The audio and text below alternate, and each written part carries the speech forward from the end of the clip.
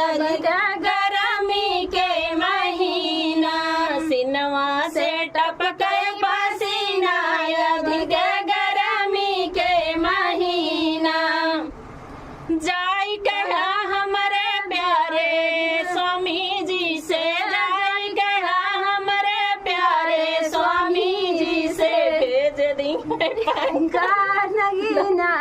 जब गर्मी के महीना भेज दिए नगीना जब गर्मी के महीना सिनवा से टपके पसीना जब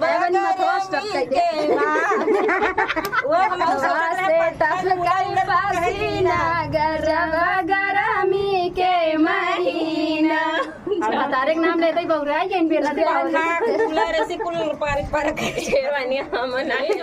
झुलनिया